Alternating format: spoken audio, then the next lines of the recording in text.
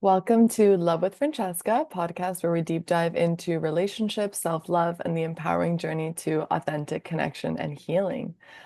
Today, I have with me Tatiana, who actually was a coach of mine during a 3-month intensive program that I did for my business. And you were my mindset coach and you witnessed many tears throughout those 3 months. But I wanted to interview you because I know we do kind of similar work and I love the style that you had. So, anyway, welcome to the podcast. Yay. Thank you. I'm so excited to be here. Yeah. So I'll share with everyone a little bit about you, other than the incredible experience I had working with you. But Tatiana is a women's NLP Master Mindset Coach, a breathwork facilitator, and podcast host who's on a mission to support women in rewriting their stories, tapping into their potential so that they can step into their true power and success while creating a life of their dreams. Over the years, Tatiana has supported women in their health, taking control of their mindsets, starting businesses, and crushing their entrepreneurial journeys. She truly believes in making the most of this one life we all get to live. You do give off that vibe for sure. Oh, thank you. So let's get started. Tell me a little bit about where you were maybe initially in your career kind of, and then what inspired you to start focusing on empowering women and mindset coaching and breath work and all the other things that you do. Yeah, love that. So the journey, I think, I'll try to keep it short, but my entire Mhm. life, I grew up with just a very negative relationship with myself. It started with body image, and there was just a lot of like self-hate and negativity. I struggled with depression and anxiety, was medicated on those, even on Adderall. And so when I was kind of going through that in my high school time, I kind of got stuck trying to fit into societal norms. So went to college, was told to get a degree. I got a degree in industrial engineering, and that's when things like really started to get worse in my unalignment. Because I was kind of just following what everybody told me to do. My depression got worse, my anxiety got worse. I was just not who I wanted to be. And post graduation, I was working a great corporate job, engineering, like making good money, but I was the unhappiest and unhealthiest in many ways that I'd ever been. And so there was a moment in time where I was like, is this really what life is meant to be about? Like, cool, I get the paycheck. It just my soul was dying inside. Like I was just so unconnected. And so during that time, I had made the decision to really get off all medications and just like, I just didn't want to be on them anymore. They didn't really make me feel good. And when I did that, it was like slowly parts of myself that I hadn't connected with or had alive started coming back through. I Mhm. really felt like it numbed me and closed parts of myself out. And so that kind of started this opening of like, okay, well, who am I? And like, what do I want? And what do I want in life? Because I'm like 22 years old and I'm unhappy. Am I going to just do this until I'm 60? Like, no. Mhm. So then I took control of my health first and I had, like I said, negative body image, grew up chubby.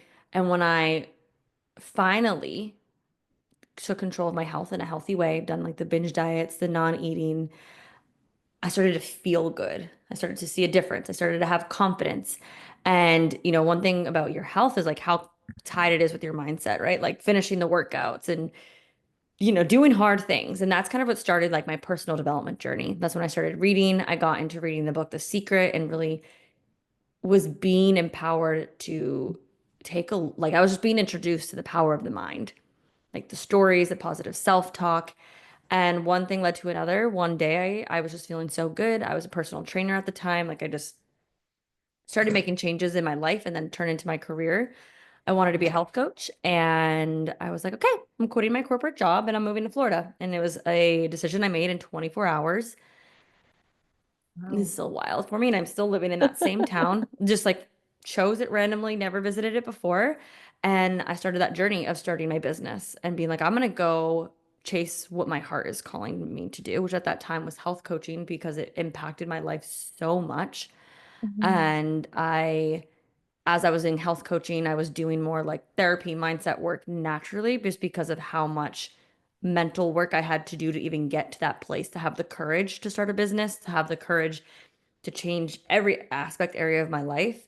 And then over the years, I just drove deeper. I dove deeper into the unconscious mind and like how do you actually like rewire your thoughts and your programs. And I don't know, I guess since that day of when I finally made that decision, like I'm not going to live this miserable life anymore, I was empowered to be like, to help others because I knew I wasn't the only one struggling with that, especially in how I was raised and in society. And so one thing led to another. That was really long, sorry, but now I'm No, here. that was wonderful. Thank you. And yeah, I think that too many people are stuck doing things that they think they should do, what other people want them to do.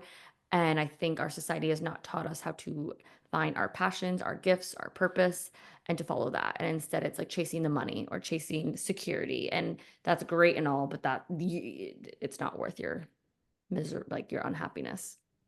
Yeah, that was beautiful. Thank you for sharing all that. There was a few Thank you. times there where I got little chills just like really resonating with the idea of like being young, being Mhm. aware of how miserable you are. And I'm curious for you, were there people in your life that were like, "Oh, it's fine, like you'll grow out of it. You'll see, like you're just young, like whatever." Yeah, 100%. That's why I Yeah. was like, is this normal? Like, does everybody hate their job?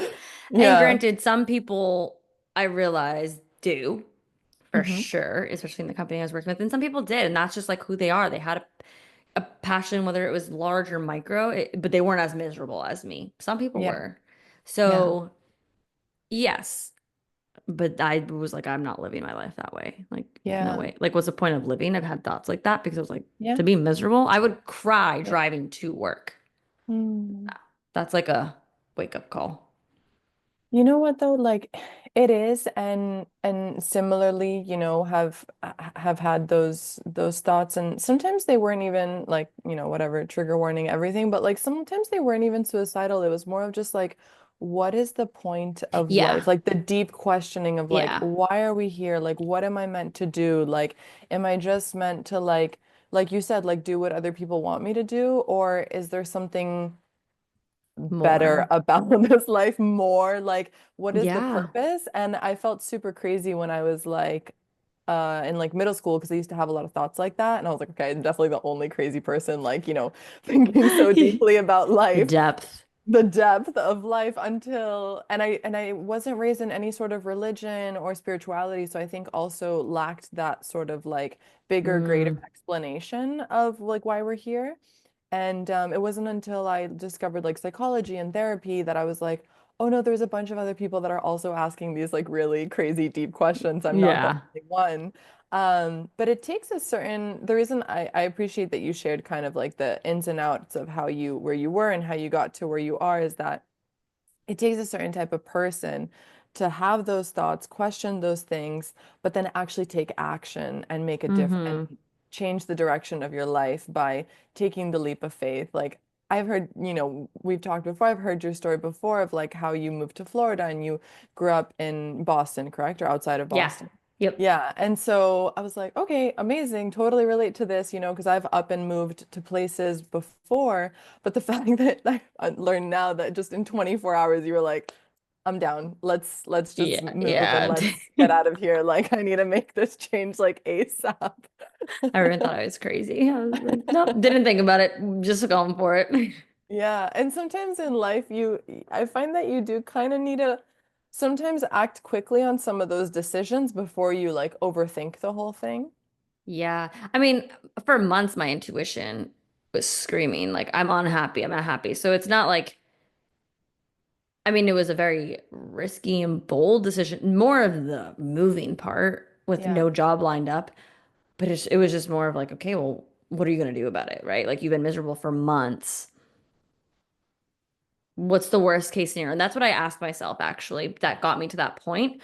I was like, well, Mm, what's the worst case scenario? Okay, cool. I quit my job. I start my business. I live in Florida. It doesn't work out. I either get a job or I move back home with my mom. Oh, wait, I'm living at home with my mom right now, working a job I hate. I'm already living my worst case scenario. So, mm, worst case, I get back to square one, but at least I did try something and did something about it. And I won't yeah. regret doing that. And so that's what Yeah. really helped me make that decision. Mm, I love that. And even in like how you went from working on yourself and then turning that into a business and becoming a health coach and then moving more towards like mindset. and helping other women in entrepreneurship. Like it really shows the steps that you took, like, because I think it's easy to look at someone where they are now, maybe to look at you now and be like, oh my God, she's like a successful mindset coach that's helping women and thrive in entrepreneurship and thrive in their relationships. And it's like, wait, but there was many steps that led to that before Yeah, and a there's so lot many of seasons. confusion. There's so So many much. It was seasons. not sunshine and flowers every day. It was hard, but yeah, I think one thing is like I let myself be fluid in the sense of like I let myself grow and evolve and change. And I Mhm. really felt a lot of resistance. Like going from health coaching to then going to mindset coaching was so hard for me. That was like my biggest, hardest pivot. Mm. Um, but I realized I was like, I can't be stuck in this forever. And if I'm not excited about it, right? And so can I just allow this to be a part of my chapter that's building me out to who I'm meant to be? Because we're not meant to be like the same. And so once I finally embraced that, I think that's what allowed me to go from each season with more grace. Mm. Mhm. Okay, completely shifting gears here, but I told Yeah. myself I would force myself not to stay on entrepreneurship the whole time, although I really wanted to. Um, I'd like to ask you, I know you're pretty open about it, so I'd like to ask you a little bit about your relationship with your partner and how, well, now husband, Yeah.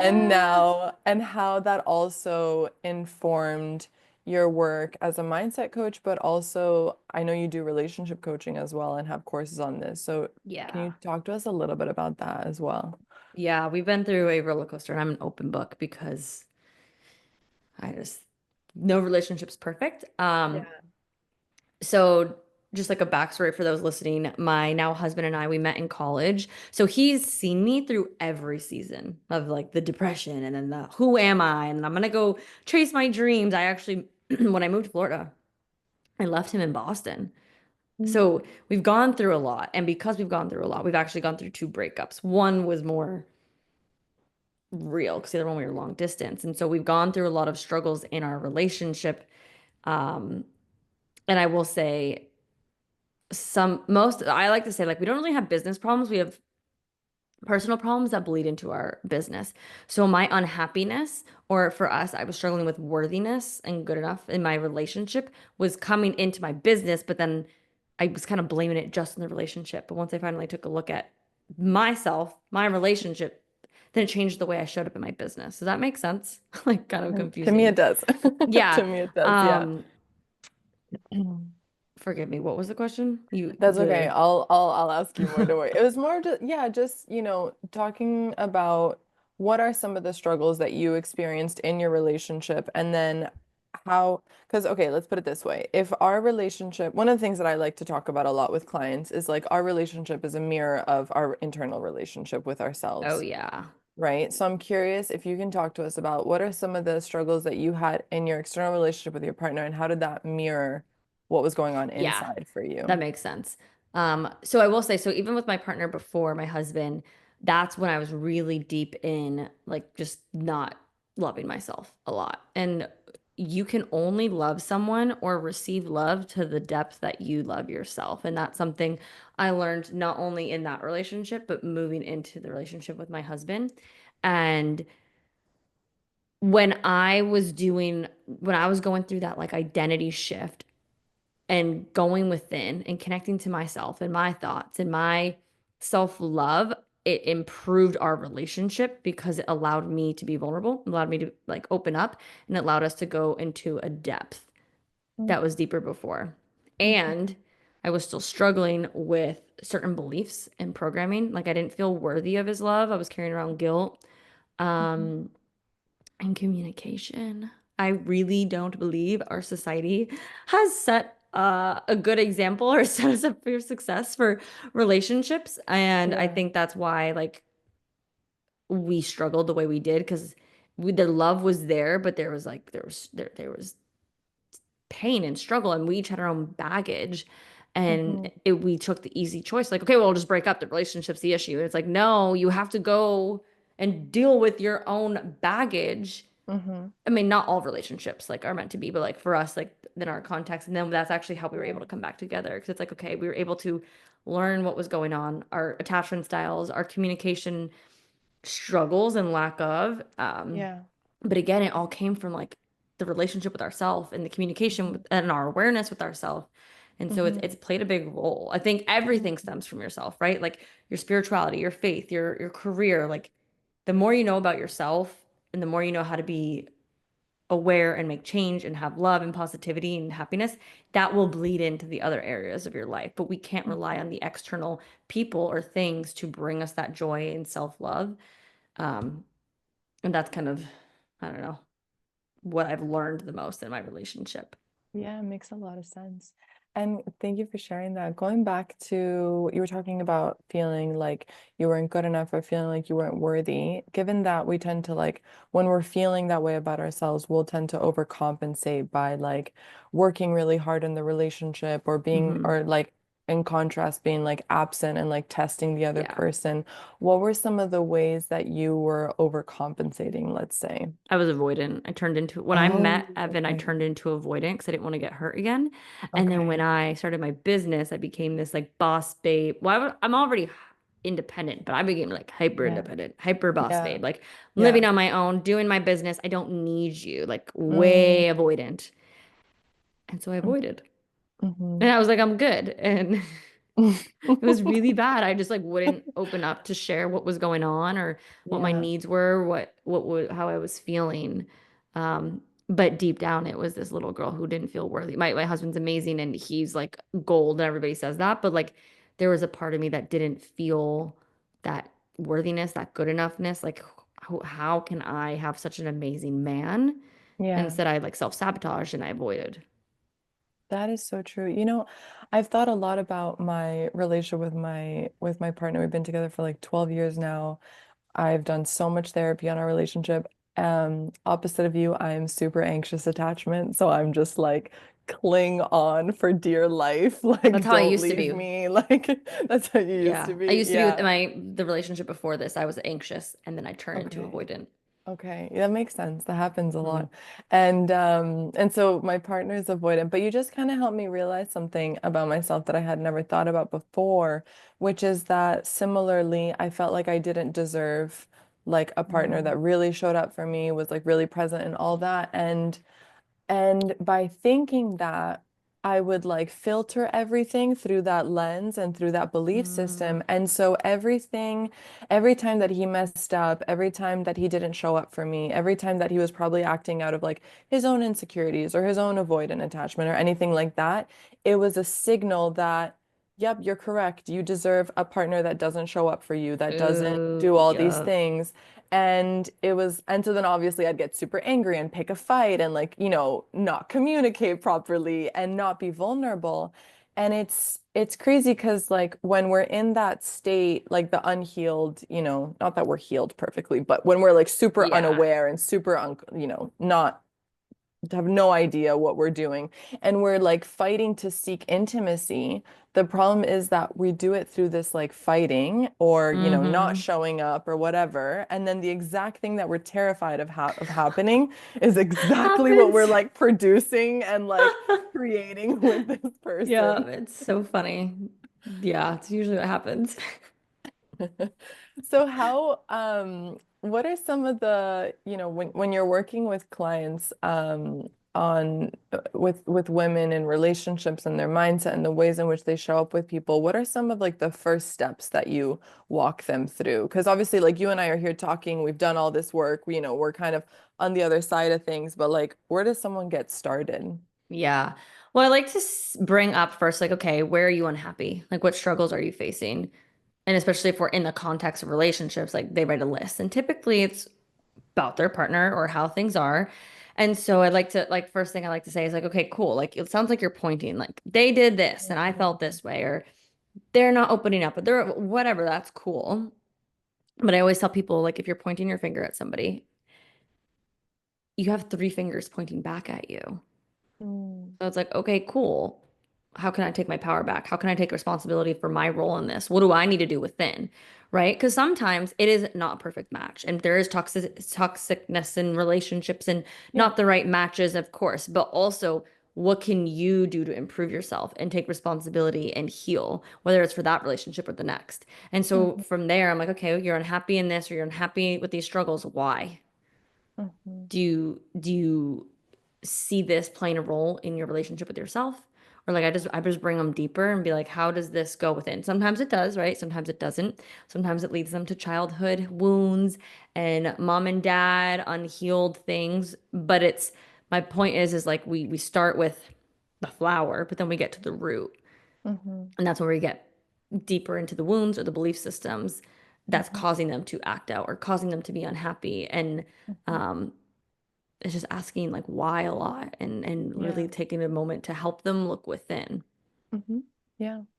Yeah, and even working with you, I remember the way in which you do it too is very compassionate and gentle. But what's really great about working with professionals, I think like you and I, is that we're able to kind of put up a mirror to the person and be like, hey, like, Mm-hmm.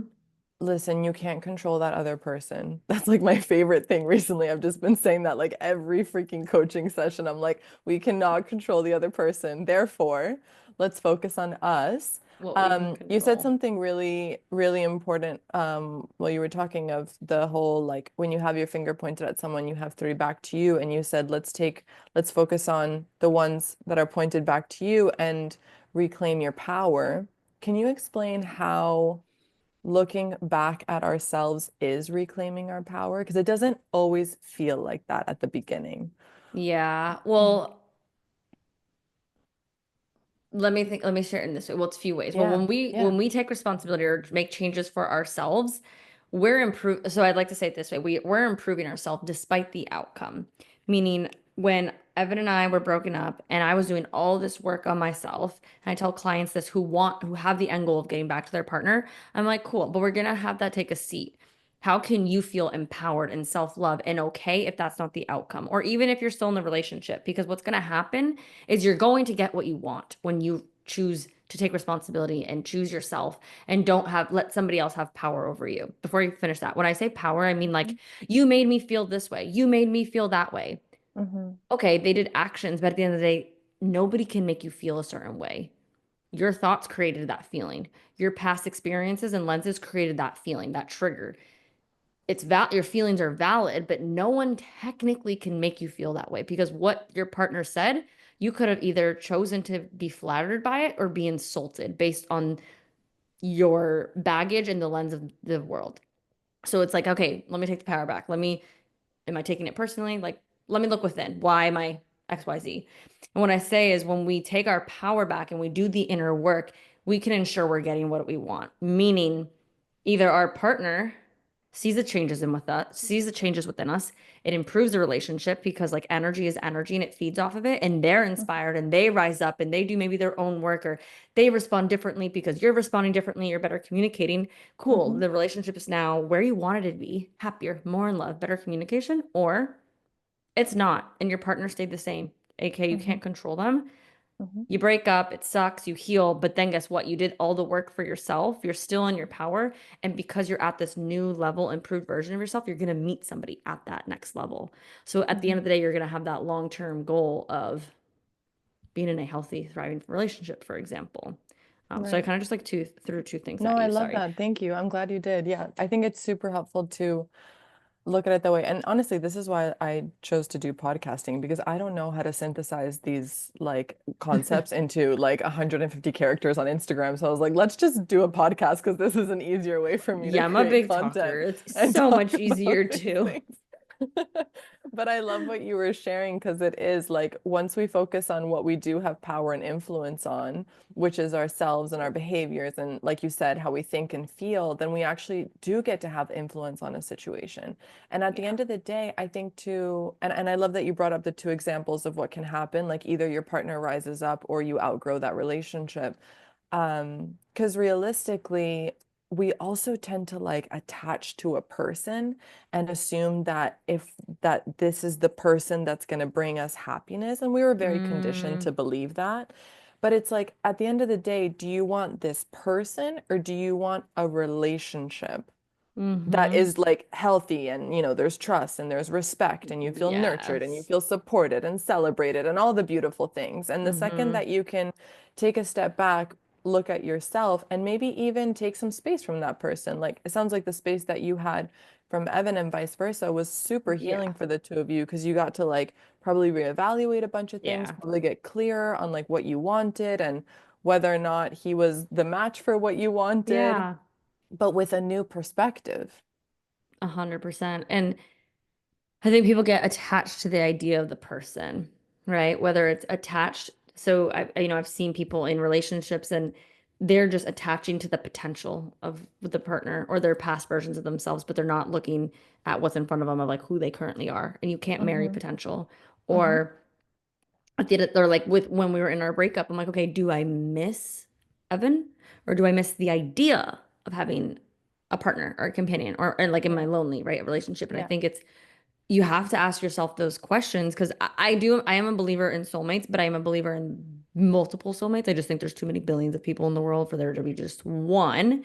I Yeah. think because I think there's soul connections, I also think relationships actually do take commitment and effort. So that's why I Mm-hmm. believe in that. But where was I going with that? So I think it's realizing that, oh shoot, I just lost that train of thought.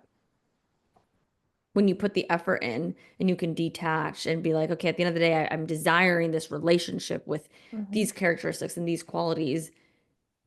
Luckily, he was doing the work. And so he rose up and we met each Yeah. other there. But I Yeah. also, when I was doing that, was very detached to it Mm-hmm. being him. Mm-hmm. That Mm-hmm. makes sense. Sorry. I like lost my train of thought there. That's okay. That made sense to me. I think it is really powerful when you detach. Yesterday I was this is going to be coming out in a few months, but I was recording an episode yesterday that's coming out tomorrow, actually. And I was kind of talking about this of like reclaiming your power, because really, when you choose to not attach to this person, you're flipping the focus and you're choosing yourself, and Yeah. only good can come out of that.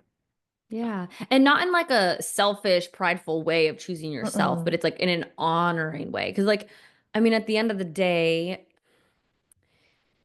we only have ourselves in this life. Like, we come in and Mm-hmm. we die ourselves, right? And so Mm-hmm. we can't neglect ourselves and say yes to everybody else and no to us. And so when we say yes to us in the way of, how can I be the best version of myself? So then I can have the best version of me show up in my relationships, my career. Like it's in that context versus Yeah. me. Yeah. Just in case anybody 100%. like took it that way. Just in case. I know I do like to clarify that as well, because sometimes when I start working with someone and I say that, they're like, wait, but I don't want to be selfish. I'm like, no, no, we're not Yeah. talking about being selfish. We're talking Yeah. about taking care of yourself and nurturing yourself. And like you said, becoming a better version of yourself that is then also able to attract someone. Because, Yes. someone listening right now might be in a relationship in the way that we were, a long-term relationship, but someone might also be single and they're like, well, how do I implement all that you guys are Oh saying to yeah. find the love of my life? And it's like, this is how you do it. You work on yourself, and naturally the Yeah. people do come in to your life Like that that are who matching what you. if you think of like your ideal person, right? Like if you're single, Yeah. I always like this and like you're like, "Oh, I want my husband at X, Y, this." Okay. Who does that amazing ideal husband or wife of yours, what do they need? What's Yeah. their match? And are you there yet?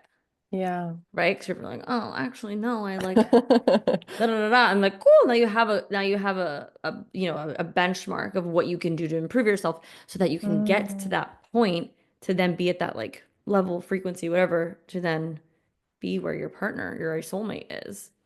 Oh, I love that. I had never heard it phrased that way.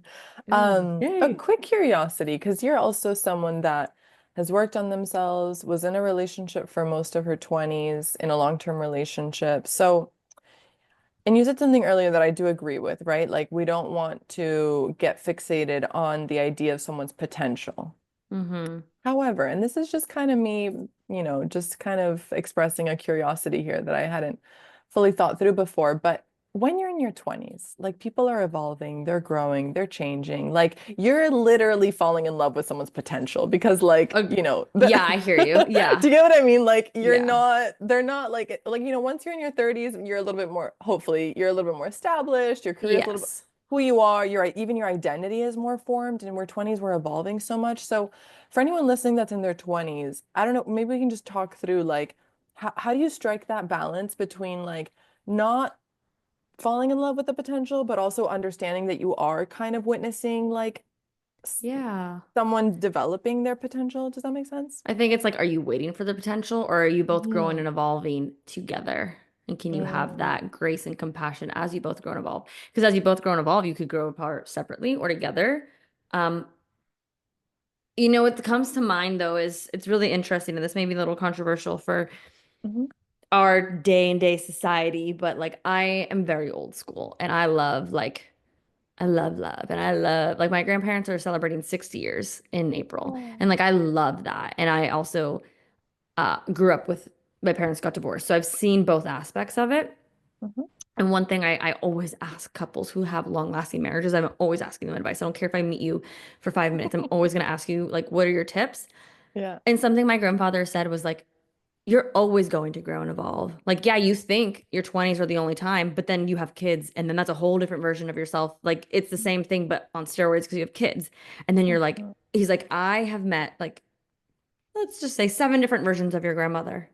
Yeah. I liked maybe potential he didn't like. He's like, but at the end of the day, it came with the commitment and the effort for me to fall in love with who she is and who she was becoming. As long as it's healthy, let's like make those disclaimers, like not Yeah. toxicness, Yeah. and learning how to like make the relationship work. And so Mm. I hear Mhm. what you're saying and I do agree with it. And I agree with that Mhm. because I'm obviously only 30. And so like, okay, maybe when I'm 50, I'm gonna be like, oh my God, in 30, you don't even know who you are, right? Yeah, So yeah, I yeah. so I kind of take it as a balance with that. Like, Mm. can I make this commitment that I see his potential, or my potential, the potential of the relationship? And Mhm. as long as it's healthy and I see us growing and we can communicate and be on those terms, like, can we be on this evolution journey together Yeah. type of thing? Yeah. I think thank you for that answer. I think that's a really great way of looking at it is is that person like say you're in a relationship with someone and you're asking yourself like I think I'm settling. I think I'm just like in love with the idea of who they're going to become, but I'm not quite sure. Like, you're just kind of feeling very confused because I remember feeling that way for a few years Oh there. yeah, I was too. Mm-hmm. But it's like, but it makes sense, right? Like now, like I see the potential in my partner, but I also see that he's actively working towards that. There's effort Yes. going towards that. And also the goals that I see that he can reach are being set by him, not by this like Yeah. imagination in my brain that like wants him Yes. to become someone that he's not Mm-hmm. currently. And I think Yep. that's a really big difference. 100%. I used to want to control Evan and be like, you have to get in personal development, you have to meditate and all this stuff. And it's like, that's controlling, that's mom-like. And once I learned Yeah. to let go, then he got to navigate that self-improvement journey in his own way at his own pace. And Mhm. like now it's more than I could have ever imagined. And so, like you said, it's kind of like letting them be on their own. And as long as Yeah. it's still in alignment and growth and healthy. Yeah. Um, Yeah. As long as it's healthy, but it's like, someone. Yes, I similarly was, especially as, I'd become a therapist. I was all about therapy. I was like, everyone should go do therapy. So obviously, all that energy was directed towards him of like, you should do therapy. And so I spent years doing that. yeah. I've apologized profusely since because I recognized it was super controlling. But yeah, I mean, the thing is too, like, similarly, like he's been through his own self-improvement and most of it had nothing to do with therapy. But the thing is that once we're able to like, and it sounds like you had a similar experience, like once you let go, first of all, you focus all that energy on yourself, which you probably needed it, not just you, but Yep. in general. And Mm-hmm. then second of all, the person does get to grow and they get to grow in a direction that like you would have never guessed because you're not God. You don't get to choose how this, excuse Mm-hmm. me, how to choose how this person changes. And then you also get to be surprised by like the person that they become, Yeah. which I is love like the that. coolest thing. Yeah, I think a big concept that I've learned in life, and I will still learn it, is like I think the attachment in every area, right? Like we can want something, someone to do this, but can you be detached to like how or if it's supposed to happen for you? Mhm. And that way you don't like set your expectations or stuff that's unrealistic or make you unhappy. And that's a big thing in relationships. Like for me. I'm a really big believer, like he's not my other half. I don't believe in that. That's my partner and my ride or die. I want to do life with him, my soulmate, but I'm whole. And I think that's one thing our society, at least I was raised on, is like you have to find your other half. Hmm. So like that's why I was always okay with not taking responsibility on improving myself because my other half was going to improve me. He was going to make me happy. He was going to X, Y, Z. And it's like, no. And so I had to learn to like detach of the possibility of things can happen. Do I want to? Like, will I give up? No, like now, but knowing that I still don't have control in life and I'm going to be okay because I'm whole myself. And that's kind of bringing it back to that empowered, taking our power back energy versus letting somebody else have that over us. 100%. 100%. And also just like not delegating your happiness to somebody else. Yeah, I've done That's that. It's all. not, doesn't work. It doesn't work. No, it tends to push people away, or that Yeah. their desire to make you happy can also turn into like control and possessiveness and Yeah. Or resentment. jealousy or Yup. resentment. And that's like a whole other beast that you don't necessarily want to deal with. So, we learned our Yeah. lessons. We're here to share them. Mm-hmm. Yeah. Yup. Thank you so much. Is there anything you would like to share? Anything I didn't ask you about? Any like last words of wisdom, kind of? Hmm. I mean, I think if you're in a hard season, whether you're single or you're trying to make a decision if this is your lifelong partner or maybe you're married, I think reminding yourself that it's a season and that it gets to get better and really having like those honest conversations with yourself with loving grace because sometimes it's hard to walk away from someone if that's the case. Sometimes it's hard to put yourself out there and find hope in finding your person. But don't allow your mind to tell you it's not possible or you're not worthy of it or XYZ. And I think the best thing you can do is focus on yourself in any whatever area you're at, improving yourself, finding that self-love, and maybe it's rediscovering who you are in this season. I had to do, I've done a lot of this work and I think we're always growing and evolving. And I had to go through a whole year last year of a self-discovery part of me that I didn't even know existed. And especially probably because of I'm stepping into marriage and a wife role, and that was just a different identity. And I'll probably go through it again when I become a mom. But I think at the end of the day, like just realizing that life comes in ebbs and flows and that's okay. And don't think that there's always light at the end of the tunnel. And I just think that's the best outlook I've had in life in every area because it's allowed me to stay hopeful and positive and have faith and um, embrace the harder seasons because I knew that I was going to make it out and it would get better. Mm. I feel like I needed to hear that today. So thank you. This was Oh, so beautiful. I was like, oh, I got to end this conversation the way I would end our mindset sessions, just like restored with like hope and faith that like whatever struggles I'm going through, I will find a way to figure them out. And so thank you so much for leaving us with that message. of I know course. you have so much content, so many resources to share with people. So where can they find you? Yeah. Okay. Because I'm getting married, I'm going through a name change process. So depending on Oh, when you okay. hear this, I historically used to be on like Instagram, TikTok at Tatiana_Couto. I'm trying to figure out my handles right now. I believe it's going to be Tatiana.Andriata. Okay. And if it's not, look at the underscore one. Um, We'll put it in the we'll put Yeah, the yeah, updated I'll one keep in you the the show updated ones, notes. but easier place you can find me is the Radiant Life podcast because that I will update all my links there if you want to just like take a listen or just go on the show notes to find the updated links. And if you want just an inside look at my life, my relationship, I do share a lot of vlogs on YouTube. Again, not sure which name you'll when you're listening, but one of those two names that you will definitely find me. I love that. I admire you for going through that whole process, not just personally, but also in terms of your business It's and the a weird handles. decision to make, It's a lot and of let me work. tell you, like I'm appreciative of the social media, like make not letting you just make changes, like they give you time, but like oh my Yeah. goodness, it's awkward. I have to wait like 14 to 30 days to then like really confirm it. So Yeah. bear with me. Well, Well, thank you so much for being here and for all of you listening. Again, always thank you for being here. Thank you for listening. And if you want to hear more, you can follow us on YouTube, Spotify, or Apple Podcasts. Tune in weekly. Every episode is dropped Thursday morning. Thanks, everyone.